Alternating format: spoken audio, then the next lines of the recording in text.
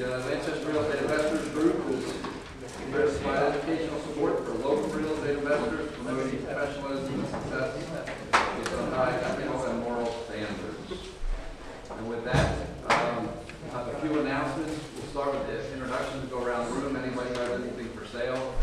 Want to buy or sell? Now's the time to do it. After that, no more commercials. If you have any flyers or something you want to pass around, please. Want to send that back to the second row. Yeah, some things I've been hearing a lot of complaints about lately: bed bugs, common electric, security deposits. For those of you who have multi-units, it doesn't really matter who's causing the problem. Unfortunately, it's your responsibility to get the exterminator out there. The single family, maybe you get into a discussion with them. If it's a multi-unit, it's on you. If you're having a problem with bed bugs, fleas, cockroaches, whatever it is, get it treated, get it taken care of. Multi-units, common electric. If you have a shared basement or a shared well pump or a shared light bulb, make sure it's on your meter. Don't have anybody paying for anything that two tenants can use or share. That needs to be on a house meter or a joint meter. That's another thing that can be very expensive and very costly.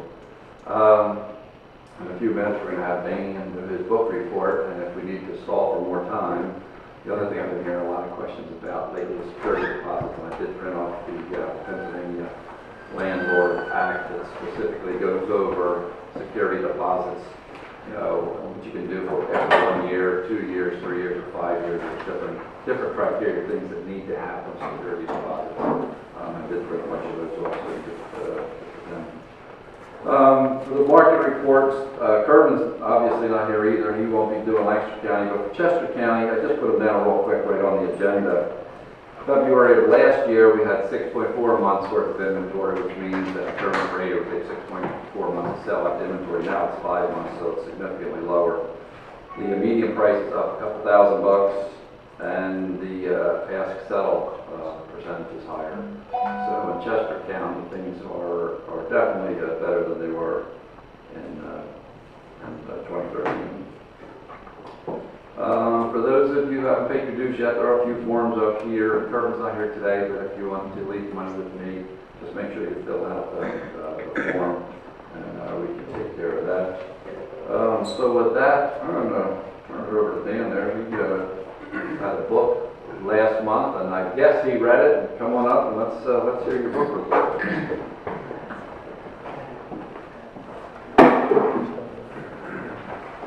Fortunately, I had another birthday last month, one of many, too many, and Jake was kind enough to pass this book on to me. And I'm glad he did, because we all can learn from this guy, Ben Carson. It's a book about giving our best every day, and about doing for others as we would do to ourselves. It's entitled Think Big by Ben Carson, and I really recommend it to everybody. If you would indulge me for a few minutes, I'm just going to go through briefly some highlights because I think it's important. Believe me, growing up for Ben Carson was really tough. The hardships were unbelievable. He grew up in the inner city of Detroit. His father left the family when he was 8 years old, and his mother couldn't read or write. She was illiterate. His grade school classmates considered him stupid, and he was very downtrodden. His confidence was lacking, and one of the big keys to his turnaround was his mother. She was, through her faith and through her continued support of her boys, her two boys, she decided education was where it was at because she had none. So she forced the boys to read 2 books a week and report to her back. They fought her, and after a while they grew to enjoy the reading. Their knowledge just went through the roof. And in 1.5 years, Ben went from the stupid kid in the class to number one in his class. Due to his newfound intellect through high school, then Ben was awarded a scholarship to go to Yale University, which is an Ivy League school. He began to find an interest in medicine, and he did very well. Then he was accepted to the University of Michigan Med School. Throughout his extended schooling, then he would often reflect what his mother would say to him. She would say, "Do your best, and God will do the rest." And he would repeat that, and he felt like God was with him. She also stressed that you should have an attitude of gratitude for all that happens to you, good or bad. Ben's success in med school then led him really a dream job at Johns Hopkins Hospital in Baltimore, Maryland. At the young age of 33 years old, he was named the Director of Pediatric Urology, which is brain surgery. In 1987, then Ben went on to be the first doctor ever in history to successfully separate Siamese twins from the back of the head. He gives all his credit to God, and he has many mentors along the way. He accepts no credit. He's determined and has learned that nice guys finish first. Not the old business terminology, nice guys finish last. That's not the way he sees it. He believes that compassion for others is the key. And compassion really starts with the losing of your ego. And we all know what that is. And I know I fight it. But he felt like the ego, spelled E-G-O, really stands for edging God out. So you have to be humble, and he learned to be very humble. Regardless of his success, he's remained humble. And finally, I believe that Ben Carson, you should all read his books. Is gifted. He's a very gifted, God-fearing man that lives to help others. And he is a perfect example, in my opinion, of how to live your life. And to me, he's a gift to mankind. And I really want to thank Jake for this book. When you first give him an assignment, when you're my age, you don't want to do any more work than you have to, but this is not work. This is an inspiration to everybody, and I recommend it. Thank you.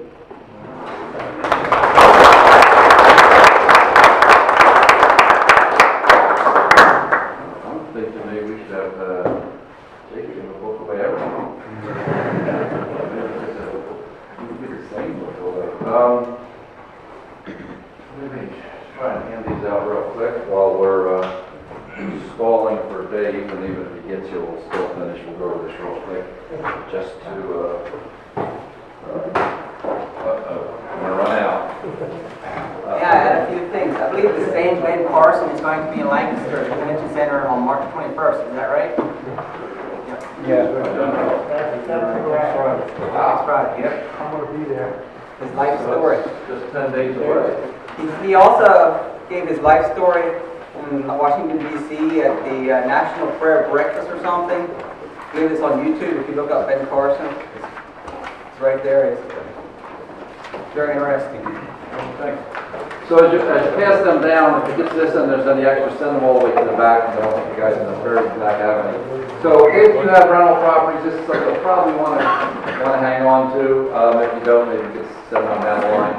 But basically what this says is you're not allowed to collect more than 2 months of security deposit when you move in. So if somebody moves in, rents $1,000, you can collect $2,000 security deposit.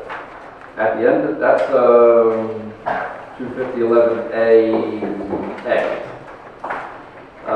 B says that you can't keep 2 months after the first year. So once the first year goes by, then you need to refund one of those months, or just let them use that for that month's rent. So now you have 1 month security deposit. After starting the third year, you're required to pay interest if you're any interest. You're allowed to keep 1% for a bookkeeping fee, and since nobody's paying any interest right now, it really doesn't matter. If we ever go back to the 80s when people are paying 7, 8, 9, 10% interest, you really do need to keep it in it. If it's an interest-bearing account, you need to keep track of it. And that is actually goes back to your tenant when they leave. The security deposit is not your money. Question on that. Yes, sir. Do you know of any property managers that do pay interest on that? By law, you have to. Some places keep security deposits, sometimes the owners keep the security deposits. If the tenant challenges you, you'll lose. I mean, right now, there's no interest because even if you get a quarter or half or 3/4% interest, you'll have to keep 1% for bookkeeping. The other option is just to put it in a bank account that doesn't earn interest. You don't have to worry about it.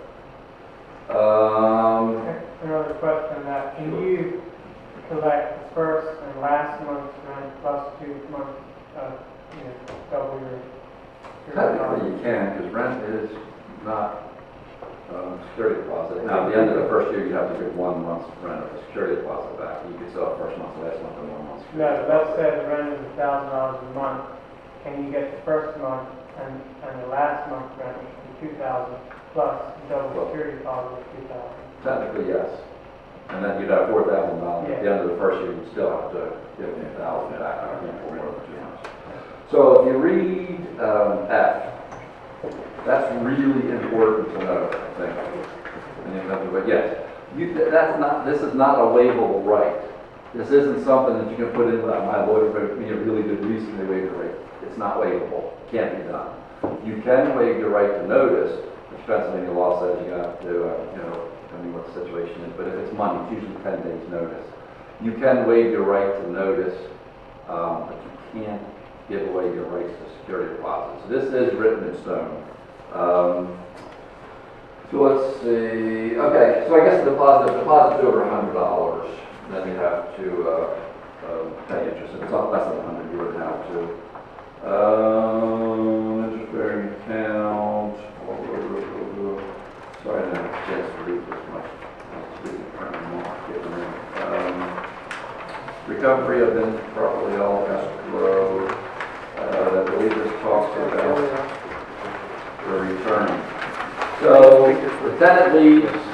If the tenant gives you their address, scoring address, let you know where to go, you only have 30 days to give them their deposit back. So you can give them their whole deposit back. If they get it back, you can give part of it back. If you only give them part of it back, you have to have it itemized in writing what the deductions are. And if you went in and cleaned them, you can't charge $100 for your cleaning. It has to be somebody else that you're paying. Somebody coming in and cleaning up, throwing up the trash, fixing the broken window or the hole in the wall, and you have receipts for it, you can deduct that. If you don't, yes, sir. Can you hire your brother to fix that window and it work for your brother? I mean, I would think so. I mean, I know there's a lot of guys that have, family members that are contractors. And I think as long as you're not abusing it and if the tenant doesn't challenge it, I'm sure you'll be okay. And just a quick note on that, I think if the tenant does challenge it and it seems to be reasonable, I don't think they would get anywhere. Yeah, if it's the going rate. I mean, if you charge $400, $500 to replace a window, I think you have a If problem. you have evidence of damage or whatever needs to be cleaned up, and even if you do it yourself and if you're charging a reasonable rate, I don't see how they would do anything with it if you're going some crazy number. Yeah, I would definitely take pictures. If you don't, within 30 days, you automatically lose, and you lose big. You lose double. The security deposit's $1,000, and you wait 31 days, you're done. You're going to be paying back $2,000. So make sure you do it within 30 days. And then once again, I mean, you can't waive this. All of this is also about residential. None of this has anything to do with commercial. Pretty much anything goes with commercial. You can sell your kids or your wife like commercial. There's no rules on that. And with that, I think we're going to turn it over to Dave because he's at least 13 seconds to get ready for his presentation. Does anybody have any questions on security deposits? Does that interest start after the second year, or does that start when you work? What's that? The interest that you pay the tenant for the security deposit? I believe it starts after the second year, when you're starting into the third year, it's over $100. Yeah, in case, read this, it's very clear. This is the way it needs to be. Anybody else have any questions on security deposits? Dave, or are you pretty much ready to go? Are we going to get a 3-minute reason for your lateness? I don't need 3 minutes. They told me they would have me in Philly at 5 and I get there at 6. Daylight savings or? Oh, yeah. That's probably good. So anyway, no excuses. Man, we got a packed house tonight. You were coming, right? So yeah, thanks for coming out tonight. Sorry I'm late. Just to dispel any myth that you got to be technically inclined here to be a good real estate investor. That's not the case, and that's not my case. I'm on my computer because I have a printer. I couldn't print this thing out, so there it is. So thanks for coming out tonight. We've been talking tonight about one of my favorite subjects, that's cash flow. We covered a lot in the last couple of lessons about foundational stuff, very important stuff. Settlement statements, agreement of sale, analyzing the property. As I was preparing for this session, I was thinking about before you guys had to come up with that stuff and talk about that stuff and keep that interesting. Makes this one sound easy, but Tom and Kirby did a really good job there about keeping the crowd alert, and I enjoyed it. So yeah, this one feels easy. So I'm going to share with you. Can you the whiteboard? I've got the marker. I got a.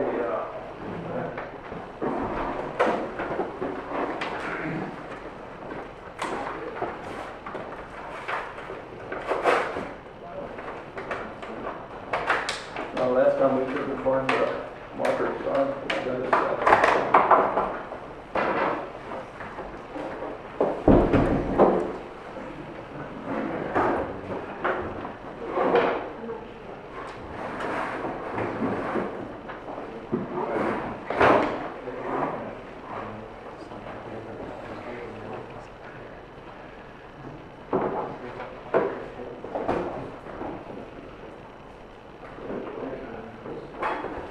So I thought I would share a little bit how I invest and what's worked really well for me.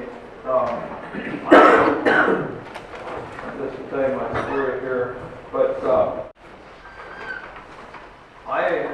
the way I invest is when I go looking for a deal, I take this approach. I like to, when I started investing in real estate, I knew what I wanted. Now this wasn't at the very start, but I learned this and I used this the last couple of years and it's worked very well for me. First, figure out what you want real estate to do for you. Figure out, is it cash flow? Is it depreciation? Is it, appreciation? Is it, what is it that you want real estate to do for you?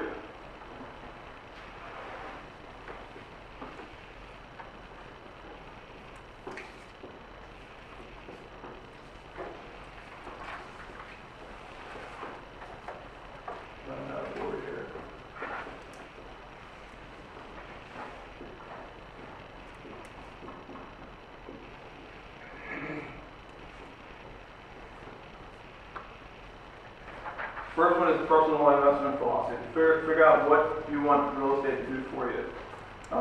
So now once you get your plan, once you have your plan in place and you know what you want real estate to do for you, now you can go out to the market and look for that type of real estate and look for that market. You just narrowed down your criteria. So now you can go to a broker, now you can go to Joe or Kervin or one of those guys and say, okay, this is what I'm looking for. You know, if you call Joe up and say, hey, I'm looking for real estate, is that a good investment? Can I buy real estate? Joe's going to ask, what are you looking for? Oh, I don't know, but you know, somebody told me that I should invest in real estate, but that's not good enough. Figure out what you want to do, know what you want to do for you, and then go to the market, go to a broker, go find that real estate. Next one is the market.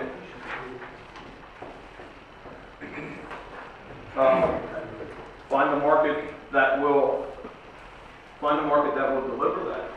You know, you might be in a certain market, and I know this is a little bit more, and we're going to get into this a little bit later, but this is a little bit different from, I don't invest just in Lanchester, Coatesville, or my home market. In fact, I like other markets better. I'll talk about that later. But next thing is, once you have this down pat, you find your market, find the team in that market. Find that really good team. Find the team that can deliver you the deals and bring you those deals in that market. Next thing is, and the last thing is, the asset, and that's the least important. Normally when I go into a market, after I find the team, I'll have that team help me find the asset. And if you start with that approach, rather than what a lot of guys do is start with this. So, and I did it. I did it early, and it cost me. Find something somewhere that looks good on paper, and then after you have that, and you scramble around and find the team. You rush around to find the team, then you realize you're in a market that isn't going to deliver anything worthwhile. But It was a good deal. it was a very good deal. I made it paper very well, and we'll talk about one of the deals a little bit later. But yeah, I couldn't wait to get here tonight. One of the reasons is I'm going to tour. I'm going to share, but I'm looking forward to hear what I have to say. So, yeah, if there's something I want you to get out of the session tonight is the fact that you don't have to be a genius to invest in real estate. That was the fact I wouldn't be up here, and I wouldn't have the success that I have in real estate. The importance of the biggest thing, the biggest reason that I've had any success in real estate is the teams that I've put around me. Just an example of a house that I have up there in Coatesville, and we'll put that on the board here after a bit. I called Joe's managing the property, and I called Joe about something else, and we were talking, and I said, oh yeah, by the way, I didn't get the last month's check. What's going on? I'll work on the tour after tomorrow. I didn't have to be there. I didn't have to, if we wouldn't have had the conversation, if I would have asked him about it, he would have went to court without me even knowing about it. And, you know, before it ended up going to court, there was a check there. The money was in my account. She came forth just before the deadline. So that is a good guy to have on your team. If you, 90% of the time, 95% of the time when I hear people say, you know what, I'm just sick of real estate, I just don't want to do this anymore, I'm going to sell my properties, I'm going to invest in something else, I'm going to do something else, I just don't want to do this anymore. Most of the time it's because they're either managing the property themselves or have a mediocre property manager, and they're trying to save money, and they're trying to just, save that, whatever, 5, 6, 8, 10% property management cost, and they think they're saving money. It's turning what can be a really enjoyable experience into a nightmare. So I would definitely recommend that percentage that you think you're saving is not a savings for you long term. You should be out there finding deals instead of worrying about the headaches of the deals that you've already got in your pocket. If you have a good team, you don't even need to stay in your local market. This Coatesville property that it's up close to the hospital, bought it on, 2 years ago, and I haven't been there since the tenant moved in. So, to me, if you've got a good team taking care of it, managing it, what does it matter? What difference does it make if it's in Coatesville or Texas? I prefer, once I got that down pat, I prefer a market where there's lots of jobs. I prefer a market where, I like that. I like my tenants to have jobs. There is nothing wrong with Section 8 housing. There's guys who do very well in Section 8 housing, but I just like when my tenants have good jobs. And so the question is, would you rather be in a local market where the jobs are mediocre, or would you like to be in some of the best job markets in the world or in the country? There is places in the country where the jobs are off the charts and they're going really well. If you can find a really good team in one of those markets, that's a home run. I'm not going to be spending a whole lot of time on that topic too, but another thing I'd like to mention is if you have some real estate that's not performing well, don't be too hard on yourself. Just learn from it, get out of the deal, invest smarter next time. Make sure you learn from your mistakes. I have a 5-unit, it's about 3 hours compared to one of the deals that I did a while before I started using this. In fact, one of the reasons you should not be hard on yourself when you do make a mistake is it forces you to study, learn from your mistakes. That's how I found this, because if I had done okay on that job, on that property, I might have kept on doing that, and it was one of them where it looked great on paper, but the jobs aren't there, the team's mediocre. If those two pieces were in place, then yes, that would work, but I didn't follow one of them.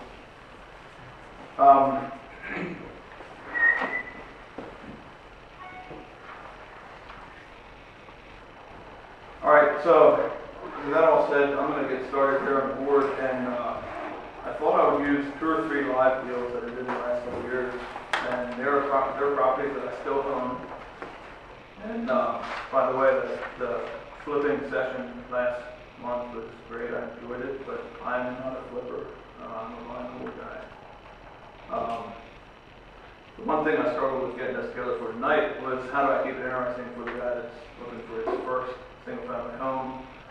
And I know there's guys in the room that have multiple single-family homes or some multi-family, so I'm going to keep it interesting for everybody, so I thought I'd throw a couple in the mix, and we would go through a couple live deals that I've done. So let's put some numbers on the board. You guys ready? Yeah. One of the it was a while back, and I trust you guys, and I trust some of the younger guys, especially that were here in the beginning when we were first talking about tax flowing properties, and a few of the guys didn't really know what that meant. I'm thinking if you were here the sessions in between then and now, you'll have a good idea of what that is. But we're just going to break down a deal that Joe and I did about, what was it, 2 years ago? So I bought a single family home. Joe helped me find it. It was a bank-owned property, and bought it for 70. At least going to be around number for 75 something. $75,000. Single family, $75,000. Renovated, put about $30,000 into it. Okay, so we're into it for 105,000. Okay, so it rents for, okay, so we own this property for 105,000 and it rents for 1,200. Is that a good deal? No. It depends. Whoever said that, it depends. So the answer, the correct answer is it depends. But does it work? Can we use our 1% rule on this property? Yes. Yeah. Okay. So that's a start. That doesn't necessarily mean it works, but that's a start. All right. So, all right. So it rents for, and some of these numbers I'm not positive on, but I think I'm getting close. Taxes are roughly $330 a month. The insurance around $50 a month. Trash I put down 30. Sewer 60. And water 40. Okay, so I got $690. $690 cash flow. So that is without leverage. That's without using bank financing. That would be your NOI, or net operating income. So there you got it. You got $1,200 rent. You got these are your expenses. $690 left. So that's about a 7.9% return. And what we're going to do is we're going to take a look at what that looks like when you're using bank financing, when you're using leverage, and what happens when you use leverage and how your return jumps up. So $105,000, 4.5% interest, 30 years comes out to roughly $500 a month. Okay? So you got your financing in there.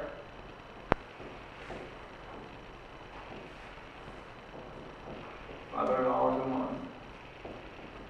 Okay, so that's your cash flow. That's your net cash flow using financing. What's my return on investment? No, wait. So this appraisal came in at 160. Came in at 160. I was able to borrow out 105. Okay, so this $105,000 is what I was able to borrow out. $105,000 at 4.5% over 30 years, roughly $500. So I got $190 a month left. What's my return on investment there? Infinity. You can do it forever. And infinite return. Here's the deal. I've got no money in the deal. We're using the bank's money. The exciting part though is what happens when. What, you got 50,000 equity and $200 a month? Yep. So, but that's only a piece of it. So, Kevin, what's the depreciation? 3.63, 3.66. 3.63 works. 3.63. Okay. So 3.63 of 105 comes to $3,811.50, $317 a month. Okay. $317 a month. That probably beats up a little bit there. Yeah, You will appreciate They're- the building, not the land. Right. Yeah. Right. So, yeah, you're right. So, what you use like 75% of that, 65, 75% of that. So let's call it $200. All right. So let's say $200, and your interest cost on this 500 is going to be, we'll just call it. I mean, in the early years it's closer to 400, but we'll just call it 300. So your interest cost out of that financing is $300, which is money that you can write off that you don't get taxed on. So it allows you to make money tax free, or it allows you to take this cash flow tax free, or so let's just say $300 a month. Let's say you're in a 30% tax bracket, so you're saving roughly $90 a month.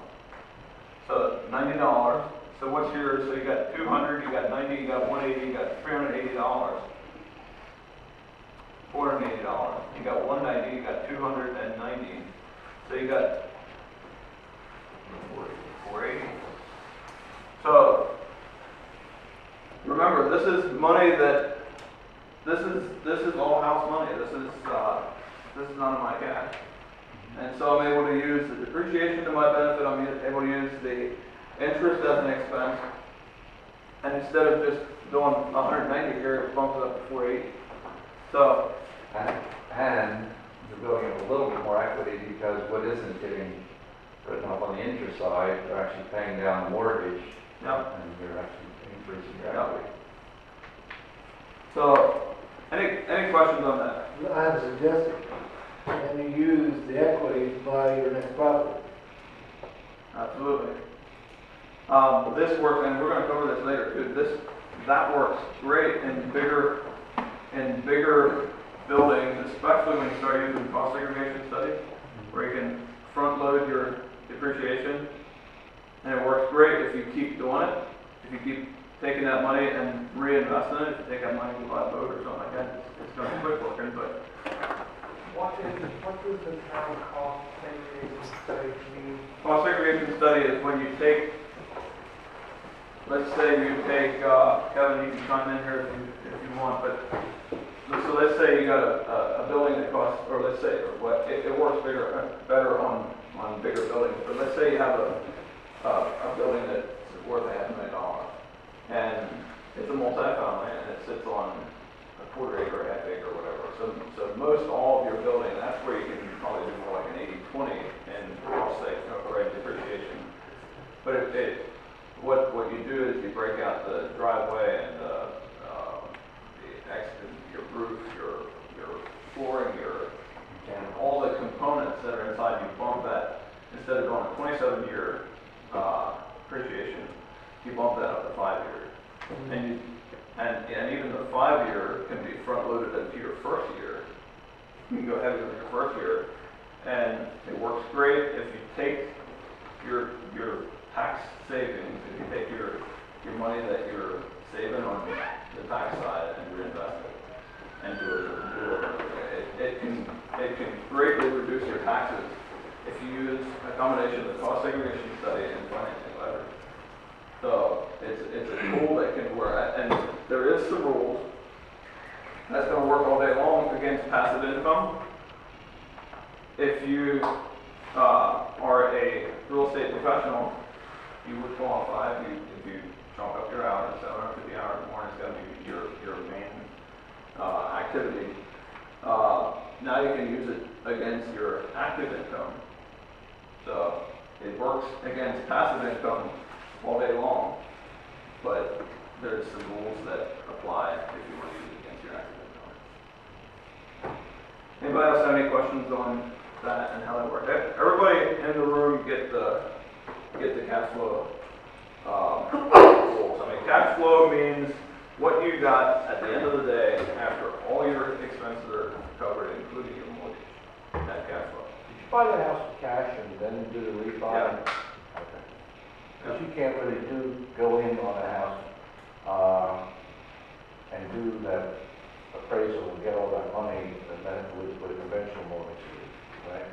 You gotta wait, at that time you had to wait 6 months? Are those still the rules? Dave, you said last one. Yeah, if you structure it properly, you can do it in 3 months. I thought that changed, but I wasn't sure what that was, but at that time it was 6 months. Yeah, I had to wait 6 months. What is that restriction called? Seasoning? Yeah, okay, what is the? Yeah, it's a seasoning of the deed, a delayed financing, I think is the term.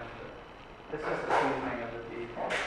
So if you fix the property up and you appreciate the value, you can't go back to the bank for a higher appraisal and take more money out until 3 months have passed? Is that Correct. Okay. They're gonna use the purchase price of 75 up until that point. Yeah. So they came in at 160, which is if you do 75%, it's above the 1 o'clock. So we came in and we're able to pull all the cash out because the rate's so much higher than what we paid for. Anybody else have any questions on this one? A quick comment on that. I actually, I did a very similar, I used that same Mackinac property that I bought in New Holland a year and a half ago. And I was actually able to, the numbers were probably actually somewhat similar to that. And I was able to refinance everything, plus pull out a small line of credit, which you could have probably done the same thing here. You may have chosen to use that extra equity somewhere else. But if you're now able to borrow 75% of that 160, so you would have been good for above the 105 numbers, right? 120. What, the 120? And it's a process that takes, it can take some time, and it's going to take some money, and it takes a lot of effort, but after it's done, it's great. So we could have grabbed another 15,000 out of that budget. Yeah. Anybody else? Ready to move to the next one? So, the cost segregation study can really, I don't know if you guys remember the last time I was up here, but one of my main drivers for getting into real estate and doing what I was doing was depreciation. And I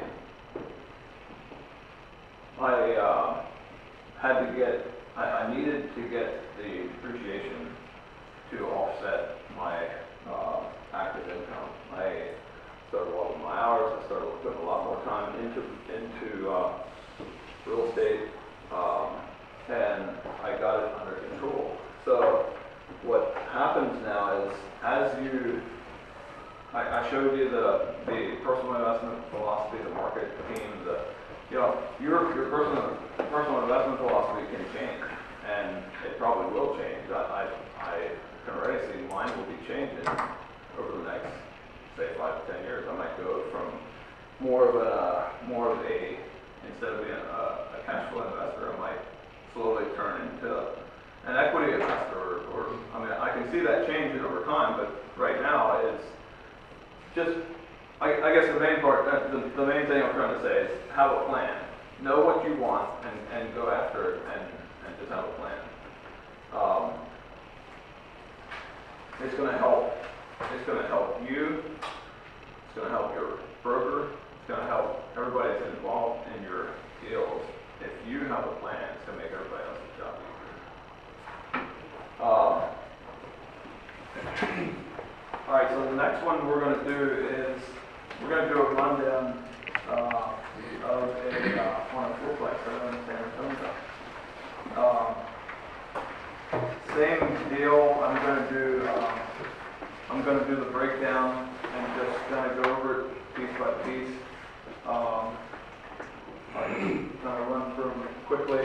I got so the cost on this one was $420.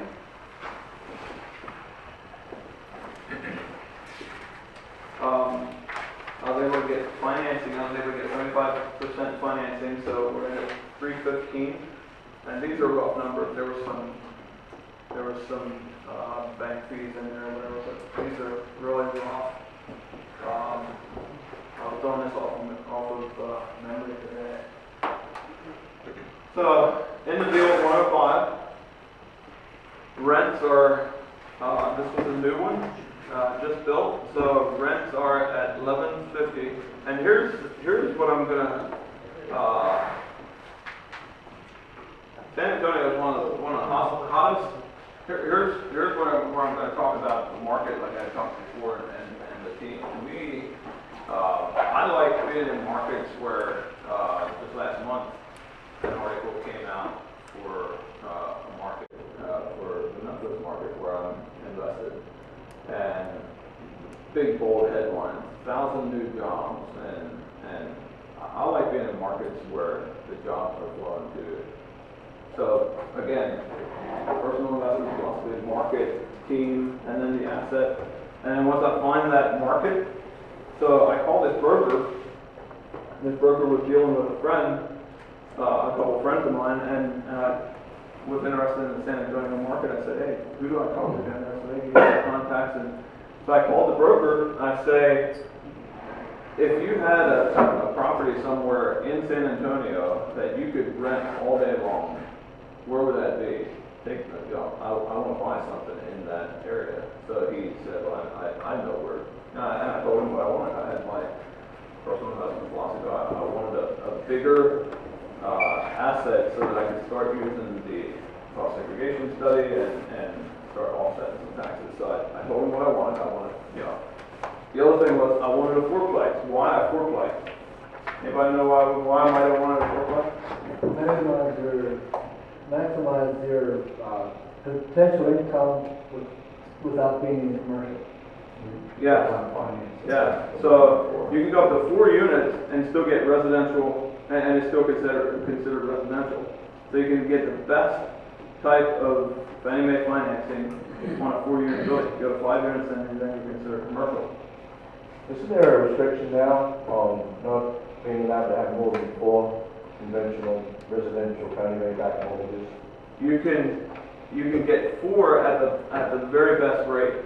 Then you go up to 10 at a little less favorable rate. You might have to put an extra 5 or 10% down, and your credit score's got to be a little higher. Your income's got to be whatever. There's some criteria that you got to meet, and the terms are a little less favorable.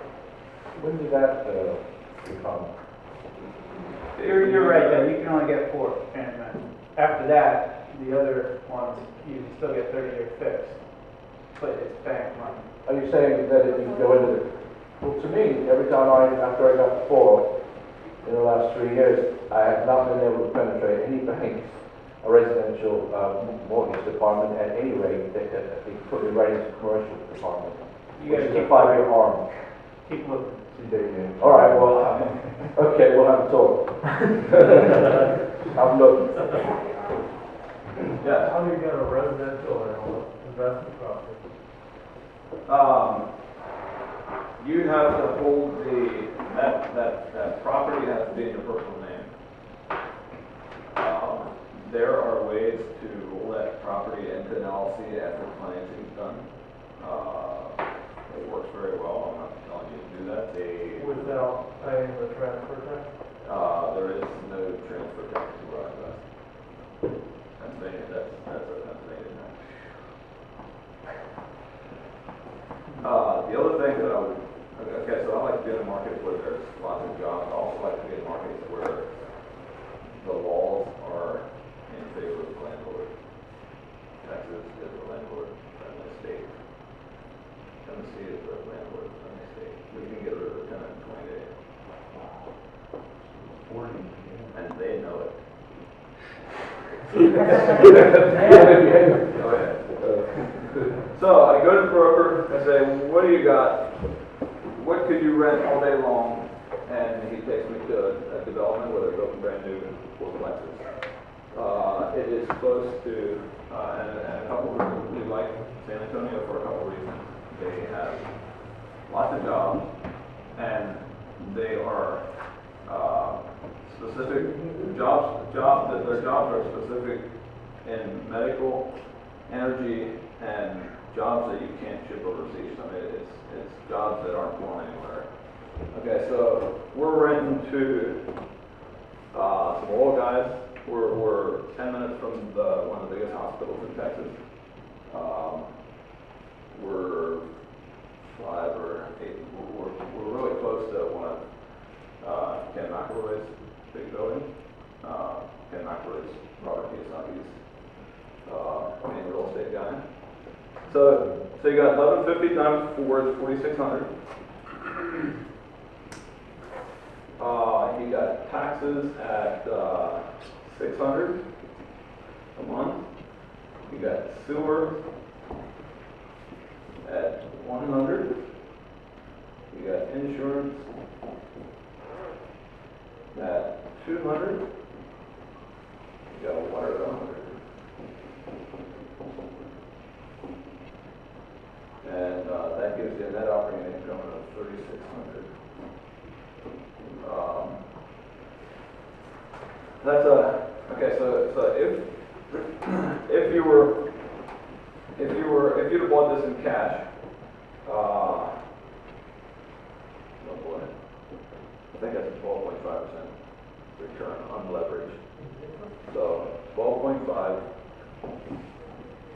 I'll show you again what leverage does.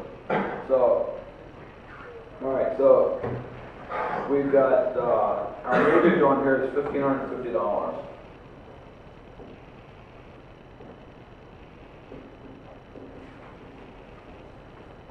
So that brings us to 2,050. Okay. So 2,050. When you take the money that I got in the deal into the net cash flow, that's my cash on cash return. Cash on cash return of 23%. So that's what happens when you, okay, so you're 12.5% here. I think it's 10.2, I think. 10.2 here? Yeah, because if it was 10%, 36, times 12, I think. What's this number? What's my cash on cash return? Can you get that? So I got $105,000 cash. Take this times 12. So let's just call this a 10% return. 240, so cash on cash. Yeah. So what's my percentage here? What's my cash on cash return? And by the way, that's the number that I'm most interested in. I want to know what is my cash earning me. So that's one of the very first things I look for. What is my cash going to do for me? What's the formula to calculate that? 23%. Yeah, so they got 23%. So you take this times 12 and you divide it into the cash rate. And this is new construction, so your maintenance cost is going to be very low. Very low. Again, I don't have vacancy in here. I did this on the road today. I don't have, I usually go high, I use like 10% vacancy with the time, but there should be a little maintenance in here. So that 23% might be an actual, might be a livable 18% or something like that. You can see how the numbers, these numbers, you can see how they work. And again, do these numbers work? Does that follow our 1% rule? No. Give us for the depreciation, right? That's where it gets interesting. So these numbers are rough. I was in a hurry today, and I was putting together. But so of the $1,550, there is $1,000, and this is especially in the first couple of, I would say in the first 10 years, we're averaging about $550 principal, $1,000 interest. So let's just say you're in a 30% tax bracket. Kevin, keep an eye on it here. Again, I'm not a tax professional, and I don't have to be good at this stuff. Because I got guys. Remember, it's a team sport. I got guys that like Kevin, or I got guys that I can call Tom. I'm always going to Tom and Kevin, these guys. And hey, how does this work, or how does that work, or what do you do in this situation, whatever. But so let's take that $1,000. So just remember the team thing. Don't be scared to call your CPA or your accountant and fire questions out. And it works really good. And Kevin, correct me if I'm wrong. If you can think, and I do this all the time. I'm going down the road and I think of something. Okay, well, how will this work? I pull my phone out and make a little note, and over a discussion with somebody else, well, how does this work? Pull out the phone, make another note, and then once I get like 5 or 10 of them, hey, what about this? Well, how about that? How does that work? Or so yeah, follow up the questions and fire away. So let's say so of that $1,550 in the early years, let's say in the first 10 years, you're paying approximately $1,000 in interest, $550 in principal. If you're in the 30% tax bracket, so let's do 30% of $1,000, so that's a $300 savings, or that's cash in your pocket. You're not having to pay taxes on there. You know, this is cash flow that you would otherwise be paying taxes on. So you're using your interest savings. So not only did your return jump from 10.2% to 23%, that was just on this number. Okay, so now you're using your tax savings from your leverage. Depreciation is 3.63% on what? Here's another one. I get to depreciate on this number. That's not even mine. This is the bank's portion of this property. This is my portion of this property, but I get to use the depreciation on this number. So I can use 3.63% on this number, and I only have this in the deal. So 3.63% is $15,246 a year. Break that down into a month. You got what is that?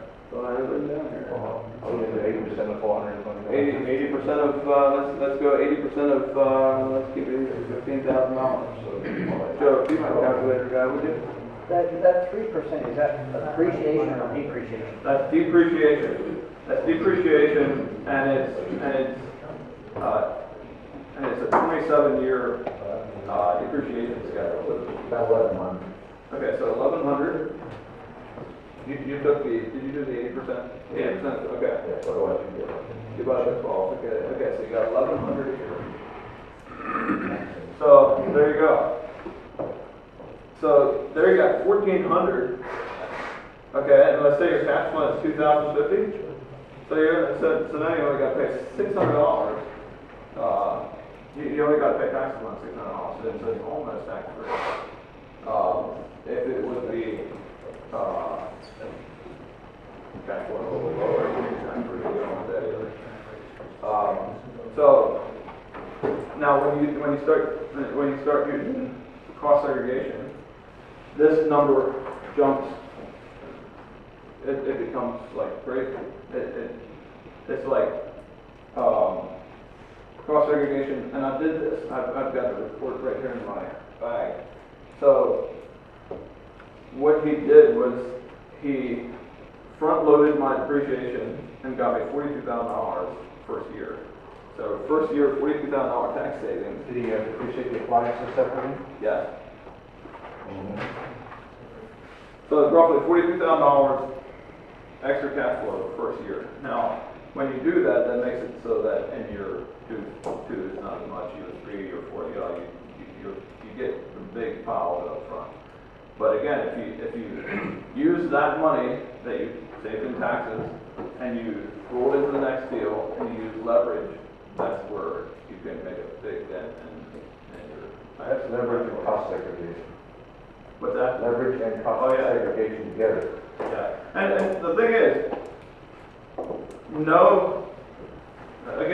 have a plan. You know, if you've got, know where you're at in your income situation. Talk to your CPA. Talk to your. Never mentioned cost segregation. I never heard the term before. Talk to your team, and well, yeah, I fired my original CPA because I started asking these questions, and I felt like he should be like telling me. Right. So right. I went to another CPA, but yeah, talk to your team, and if you're learning stuff as you're reading or studying or talking to people, and you're learning stuff and you're having to go to your CPA to asking these things, and he's not talking to you or he's not telling you about these things, and you want people on your team that are going to help you. Yeah, I was just going to say, the cost segregation study, sometimes you can get those kind of costs like that, like you talked about, those savings for the first 5 years are pretty darn good savings to have on the cost segregation study when you do one. You have to make sure though that they are certified by IRS standards to do a cost segregation study. You can't do one yourself. You need to have someone who has their ability to do it in the eyes of the IRS. Yeah, it's got to be a licensed cost segregation guy. You have to And hire somebody, right? I flew him and to do that. Okay. To do my study. So it's like a consultant, almost. He'll go in, he'll walk the property, he'll measure the rooms, he'll physically look at the asset and, you know, work on paper. It's like a pile of paperwork. He really works best in new construction? No. It works very well Kevin, do you have a comment on that? The question. No, it works on both new and used certainly. There is a limit though, like if you're buying a $105,000 house, the cost to do a study probably is not a benefit to you to do one. If you're doing one closer to 400,000, it might be worthwhile getting that price and getting someone to quote it to you at least to see if it's a worthwhile benefit to actually pay for the study, to have the savings that you're gonna have. There is a limit on how low you would go. 400 is probably a good number to be looking at to say it makes sense to do a segregation study for the value. That's the number that I was hearing, 350 to 400. In that range. If you're down to 350, I'd still definitely look at it and see what the cost would be to get it quoted. May I ask what the fee was? On that one, I think it was like, I'm thinking it was like 2,000 or 3,000, 2,500. New construction is much easier to do a study on than existing buildings. So could we, I mean, just for general principle, it's almost like doing an appraisal on individual components. Correct. With their life expectancy, and then depreciating the individual components based on their life expectancy. That's right, Joe. And then there's a study that's done that you can, your tax accountant would then be able to take and depreciate it as that study dictates, and it would hold up with the IRS. What about Dave, what's that study there? What that roughly money for that? I think it was like 2,000, 2,500. It's probably per property. So like Kevin said, if it's a $100,000 house, it's going to be worth the cost to do the study. Because there is some cost involved. It's got to be a licensed agent. It's got to come out and what they expect in house. And then you get into the thing where, you know, you own an acre of ground, that might be worth, you know, 40% of the 100,000 and then 60% of the asset that you can actually accelerate depreciation on is, now you're talking about 60,000. So it's a little tougher on a single family house. Any other questions before we take it off? Keep forgetting that, but We're $500. gonna get there. Oh, I was thinking $500 a month. We're gonna get They're there. not going there. It's another I'm $600. gonna show you at the very end. We're not done yet. So here, this is what I call the cake. This is what I call the icing. So there you got the cake, and this is the icing here. It's good stuff.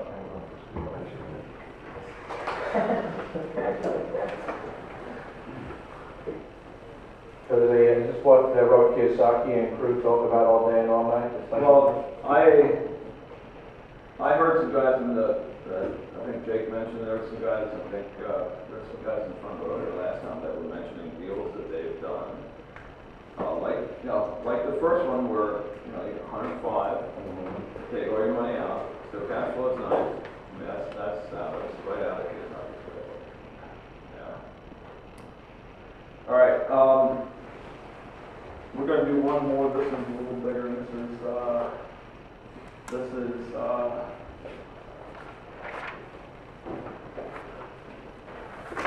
Kevin, I'm not gonna be up here on this one.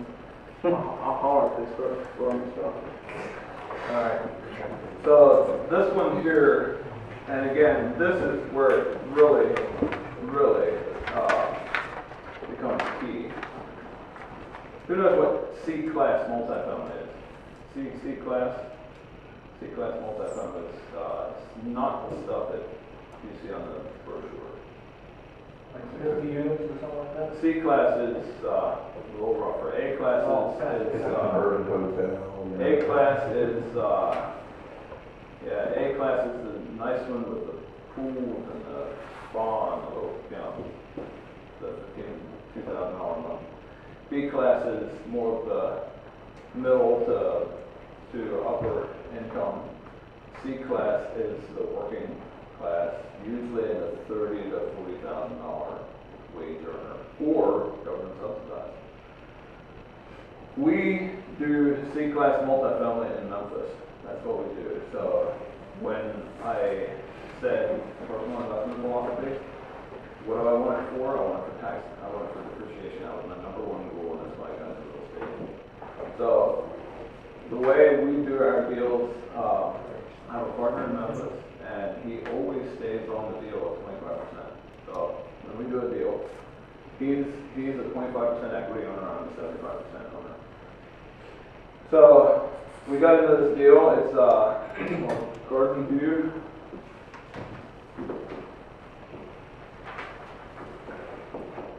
It's 192 units.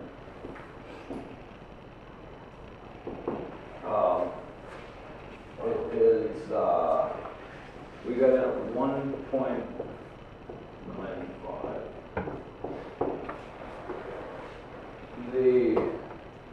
There was bank financing, so I got in on the note. My cash in the deal was 562. We had 1.388 financing. So I was in at 562, and I owned 75% of it. The rent, and I don't know about this number, but I know it's close. Gross rent, $45,000 a month. Maintenance and repairs. Taxes, insurance, water, sewer, and mortgage.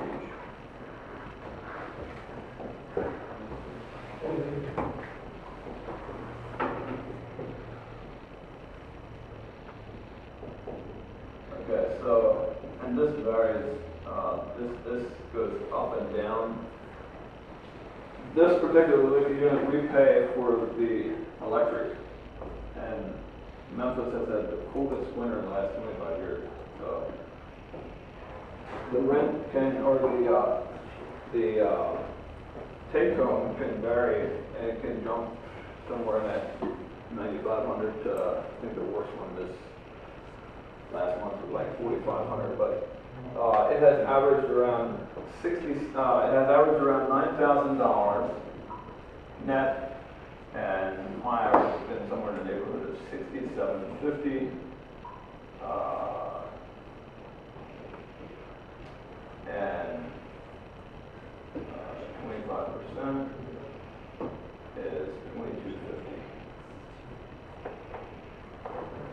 Okay, so roughly a 14% cash on cash return. So 14% cash on cash return. We're going to talk about the equity here in a little bit, but that is with financing. Cash on cash return of 14%. Again, when you start taking depreciation, and this isn't even talking about cost segregation study, this is depreciation, 3.63% on 1.950, or on this particular deal, you're probably looking about 85.15. What's 1950 and 85%? 1.5. Okay, and then take 3.63. Oh, wait, that's cost. That's cost segregation. You can do the 3.63 on the whole 1.950. So there you go. Bottom line, you're at. Bottom line, I'm at 6750. 3.63 on 7. Yeah. Divided by 12. 5909. Okay. So you're adding. What's 75% of 5909? Let's call it like 4431. 4431. So you're adding 4431. What is your loan? Okay, so I broke the loan down. to principal, 5,000 is going to interest. I am assuming when you're doing a deal like this, you're probably in 38 to 39.6 range in your tax bracket. So you're at, what's 5,000, what's 5,000 times 39%? 1950. What is it? 1950. 1950? Tax savings in 1950? Can you add that up, John? So you're basically, you're at 6,750 here, and you're at 6,300. You got 6,750 in cake, and you got 6,300 in icing. See that? And that's not even talking about a cost segregation study. When you do a cost segregation study on this, it's $16,000 a month for the first year. First year. So, yeah, and this cost segregation study cost me $4,500. What do you guys do while you're at? Normally, it doesn't fluctuate that bad. They had the coldest winter on record, and Jesus. The nice thing about 119 units is when you raise the 10 or 20 bucks, it adds up. Well, okay, let's talk about that. All right, let's talk about that. That's a whole other subject. Anybody got any questions on that? What do you have to do to get an petition? That's exactly what you're doing. Next, you got flip houses like crazy. You did a lesson on that. You were talking about 50 units and how you do whatever. You could probably teach a lesson on that. Not a real life experience. Looks interesting. It is very interesting. And again, I could not do it without the team. We're going to talk about appreciation on this exact building and what can happen when you've got your team running. Did you have to put repairs in around on top of the prices? No. To get, so it was already rented? Yeah. See, that's a beautiful thing. We're going to talk about that just shortly. The tenant is paying, the tenant is, this is coming out. The maintenance and repairs, all our costs are coming out before we get here. I get a statement every month that looks similar to this, and then I've got a packet of all the bills and invoices and all that stuff, and a check. And it is, there's 4% management fee in here. So there's some more stuff in here, but these are the bottom line numbers after all the expenses are taken out. But let's, if you guys are here, any more questions? You have your mortgage payments figured in? Yeah. Mortgage payments are in there. They're about $13,000 a month or something like that. Okay, so we done with that? All right, let's keep this up. All right. I am not, I think I mentioned this last time, I'm not by nature a cash flow investor. To me, having stabilized unit, yeah, it's nice when the check comes every month, but it's kind of boring. And I, by my very nature, like to buy stuff that's cheap and sell it for a lot more than I paid for it. So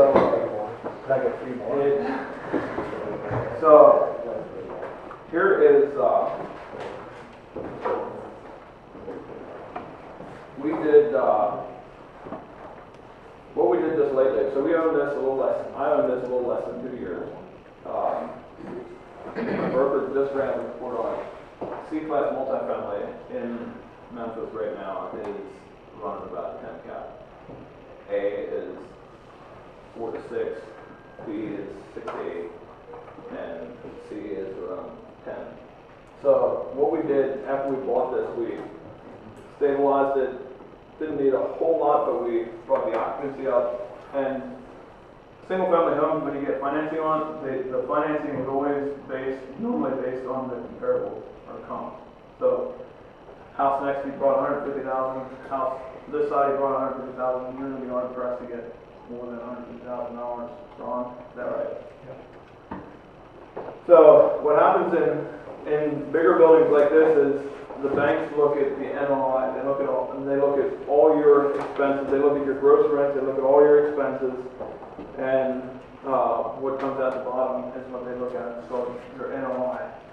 And so the way you get your cap rate is you take your NOI divided into your purchase price and get your cap rate. So you get into this one for about $21,000 a door. Based on the analysis that we just did on this deal, and how we built how we got our NOI numbers up, we're not coming in at using a 10 cap. We're not coming in at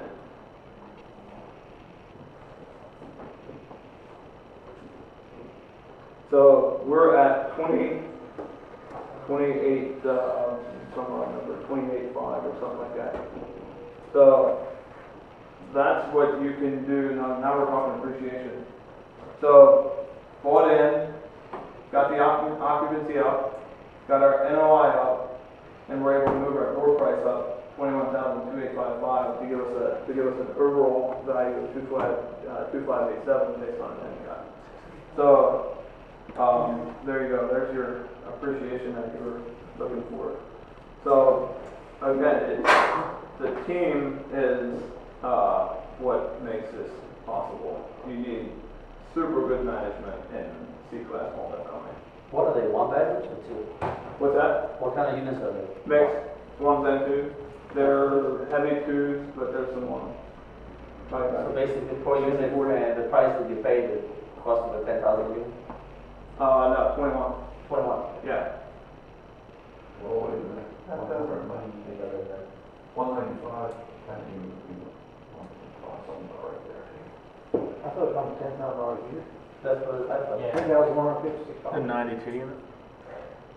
Yeah. Are you getting covered on it, right? Okay. Ain't that your mortgage price there, 129? Are you making up numbers? Without your cash? No. 192.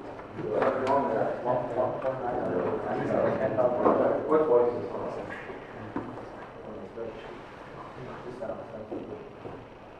Are you sure you don't put down an 82 years? Sure that, no, wait. Sorry. 92. Sorry, this is the, yeah, sorry. This is the 92 yet. Sorry. I knew that number was right, and I just did this number, yeah, no, this is the 92 yet. Which puts the rent up to about $500 per unit, right? We're renting these out for between 485 and 650. There's one bedroom. Yeah, 92 units, 1950, 21,000 divorce, and it's now worth based on 10 cap. I know it's up. So. That goes, okay, so we talked about cash flow, we talked about depreciation. I look at real estate investing as a four-legged stool. So you got your cash flow, you got your depreciation, you got your appreciation, you got your amortization. The whole time this is going on, the tenant is paying your mortgage down, amortization. So you got cash flow, depreciation, you got appreciation, and amortization. And again, the last two, the first two, to me, are vital. I mean, it's gotta happen. It's gotta happen to make it worthwhile for me in real estate. I gotta have the cash flow and I gotta have the depreciation. That's the cake. The last two are the icing. Appreciation, amortization. Appreciation to me is a bonus. Appreciation, if I'm buying hold, appreciation is great. It gives you more options, gives you the option to pull money out, you can sell it, it gives you a lot more options. Amortization is great because your tenant is, while this is all going on, your tenant is paying the mortgage down. Yeah, and depreciation is not always guaranteed, a lot No, of people found out. not at all. People were buying things 10 years ago, assuming and hoping that they were gonna go up, and then when it went down, they were glad a lot of people got burned. So yeah, to get the first two right, Yeah. you can wait for appreciation, and if it never comes, you're still okay. Can you run an amortization, run a little bit of, or don't you have that number? I mean, I can get it right here. I mean, if you were to take, Like 5 years, 10 years, and 15 years or something like that? what the mortgage payments would be? No, but Principal what pay out. your principal is, Reduction in your balance, right? yeah. Okay. You know what, I can do it in, I can do it a 20-year and I can do it in, we were at 1.338. Okay, so 1.338. 5% for 20 years. Payment of 88.30. Your amortization table at year 10. You're at 130,000. No, 1,304,800.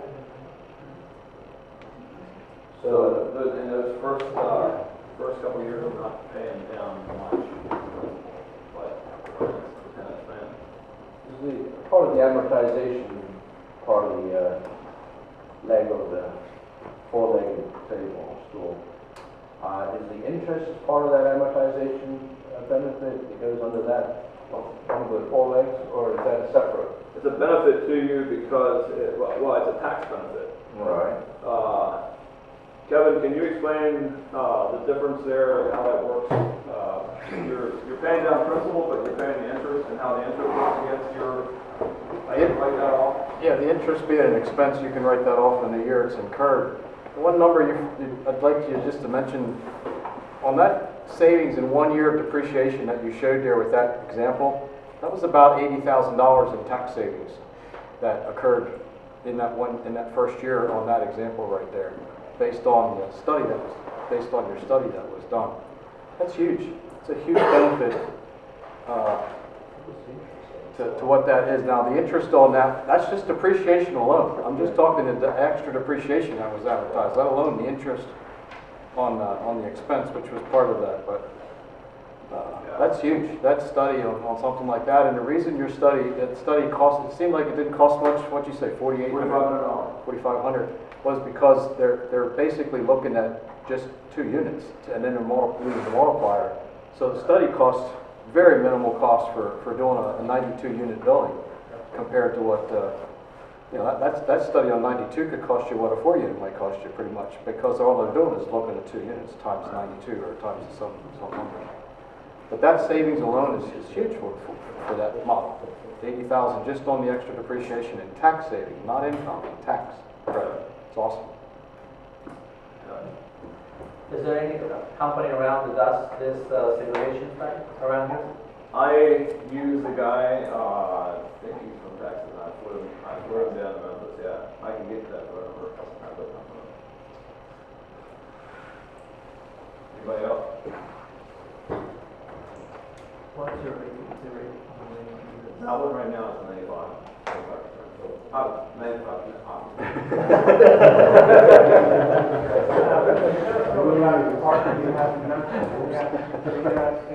How does that benefit you? Is it to have someone on the ground, or is it just because of your knowledge in the area? How do you advantage to have a partner where you could theoretically have all the money put in? I won't do a deal then without it. Okay, he probably did that. What was the question? He's asking why take a partner? Why not just do it yourself? I would, if my broker down there sends me a deal, by the way, again, I got the best broker in Memphis.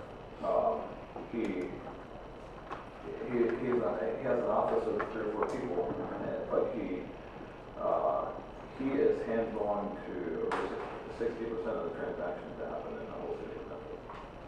So he knows what's going on.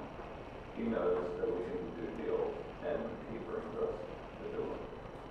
And this one was the very first one that I did. We got it at $21,000 before.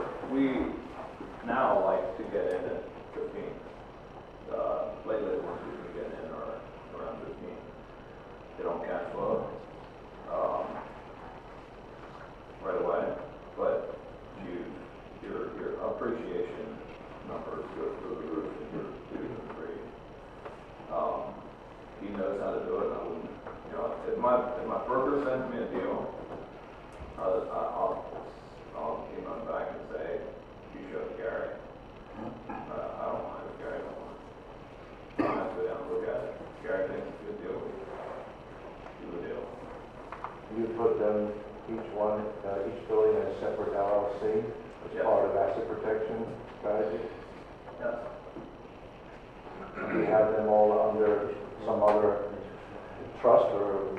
We use the Wyoming LLC, and there's a Tennessee LLC that is formed when we buy the asset, and the Wyoming LLC owns that entity. So there's 2 layers. How many hours did you spend with him until you got the trust in?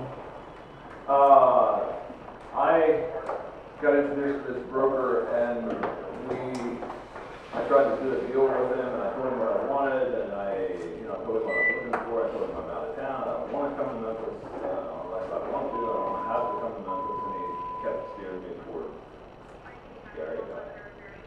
And at first I was resisting it and saying, well, your idea, I don't need another kind of deal. As we kept talking, he would kind of steer me down that path again. So I said, all right, let's talk. And we did one deal, and every deal we've done so far, he always outperforms what he promised. And now if he tells me something, good as gold. It's good to He's an investor or is this Gary? How do you term him? We're gonna go right into this. I'm running out of time, but we're gonna go right into this because he got in a situation where I am. He ran out of cash. So instead of just sitting there saying, okay, I've done enough, he said, okay, how can I do more? There's a window of opportunity for the next 18 to 24 months where we can buy C-class. There's a lot of pressure being placed by institutional buyers on A and B class. All that not seeing it in C-class, we feel like we've got another 18 or 24 months before we really see a lot of pressure into that. So he was like, well, how can I do more? So he did. Timing just happened to be right, and I came in and I got into some of his assets, which freed him up, and now we've done more together.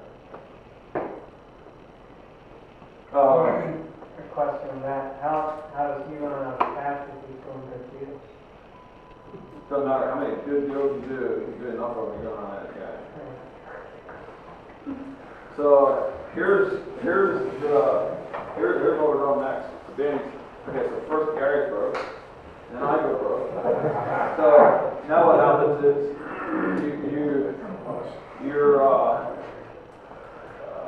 now you're in the deal flow. Now you're in the deal flow. The banks are calling us. The broker's calling us. The banks want to do business with us. We're seeing these deals. So we're putting together, we're working on a deal right now where I'm going to syndicate a multifamily to where I'm going to put the deal together and go out and get investors to invest alongside of me in the deal. Could be some opportunities here for somebody that's trying to manage their own properties and sick and tired of it and don't want to do that anymore and just wants to invest in real estate, take advantage of the tax, the depreciation, take advantage of the appreciation that we're seeing, take advantage of some really good cash flow. So basically the way it works, and I'm just trying to keep it short. The management company, okay, first, Gary a 25% owner, as always. I don't do deals without him. There is, after that, there'll be a 75% equity position available. I'm going to put the deal together, and there's a 20% promoter fee. So there's 20% to run the deal. So let's say you're getting 12%. You're going to be diluted a little bit. 20% of it goes for funding the deal, getting the deal together, getting the proper paperwork put together for, you know, the legal paperwork that you get put Is that together. 20% coming out when the deal's done or each month? Normally, You get a quarterly piece of it. yeah. So, if anybody's interested, we will be doing a deal like that here soon. You say single family, you mean multiple? Multi-family. Okay. So it'd be the same as what we're doing now. I got it. Has a person be broke? If you're not, we'll make sure you get birth. Oh, C-class, C-class, yeah. That's all we do. We do C-class. You be in Memphis or all? Yes, Okay.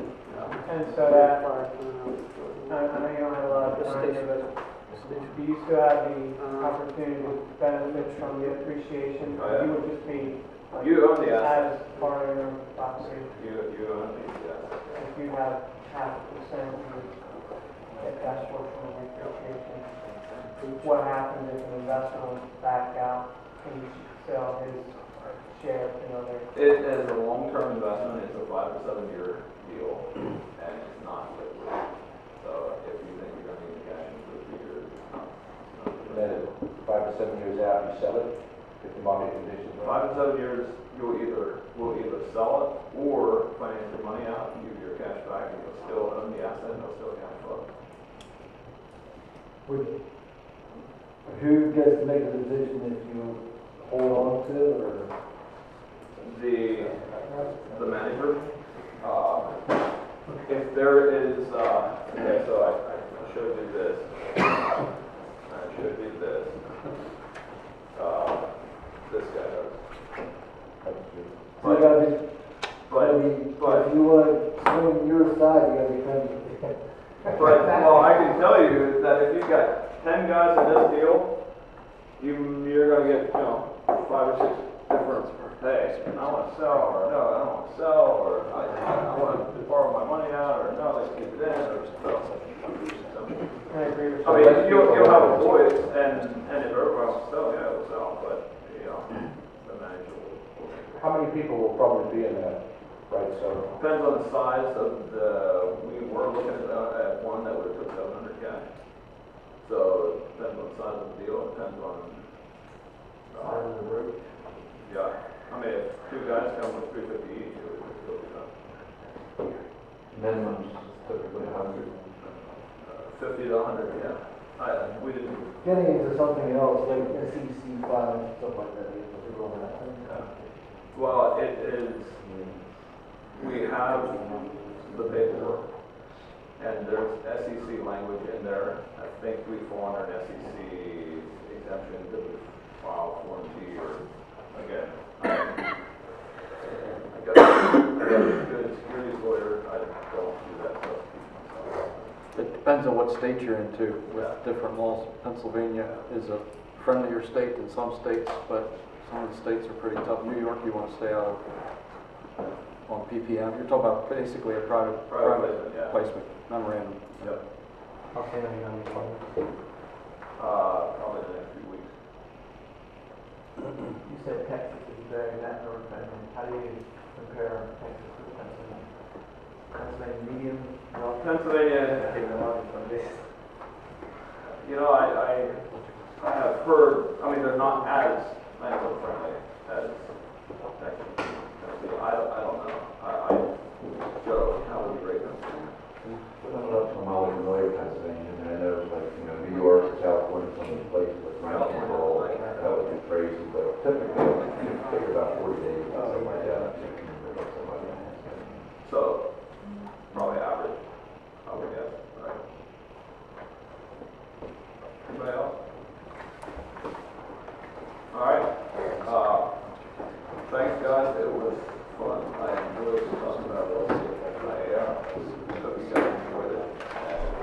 metro area.